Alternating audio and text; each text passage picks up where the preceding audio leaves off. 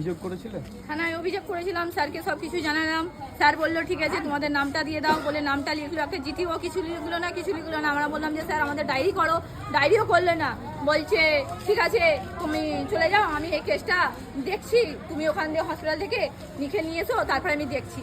তাহলে আমাদের দেখতে করে তাহলে কি আমাদের যদি রেপ করে নেয় তখন কি আমাদের সামনে এসে দাঁড়াবে? স্যারেরা আমাদের যদি রেপ করে নেয় রাতে, আমাকে নিরাপত্তা করে দিও বলে আমাকে বলছে তুমি ওই রুমে চলে চলো। আমি বলছি আমি এখান থেকে যাব না।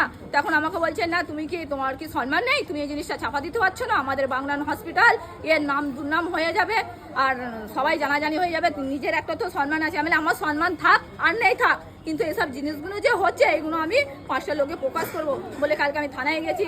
এখানে সবাইকে শুনিয়েছি, সিস্টারকে শুনিয়েছি, সবাইকে শুনিয়েছি, কেউ স্টাম্প নিচ্ছে না, যে আর সে তার সাইড হয়ে যাচ্ছে। তাহলে আমরা কি করতে চাই? আর ওই মনোজদা বলছে যে এটা লজ, তাহলে লজ যখন আবার বলছে ফ্রি পয়সার লজ, তাহলে যখন লজ যখন তাহলে আবার এখানে তাহলে আমাদের সাইনবোর্ডে লিখে দিক যে এটা লজ, তাহলে আমরা আসবো না। আমরা তো এখানে বাচ্চাদের মানে রোগ রুগী সারাতে এসেছি, তো রোগ রুগী আরো পেটে বাচ্চা নিয়ে চলে যেতে হবে আমাদের ঘরে। আমরা তো এখানে পেশেন্টকে দেখাতে এসেছি সুস্থ করার জন্য। এরা যা করছে তো পেটে বাচ্চা নিয়ে আমাদের এখানে আবার 10 মাস 10 দিন মানে করে দিতে চাচ্ছে। তাহলে এর জন্য আমাদের কি নারী, আমাদের কি কোনো সুরক্ষা নেই না, আমাদের কোনো একটা মানে সেফটিক নেই?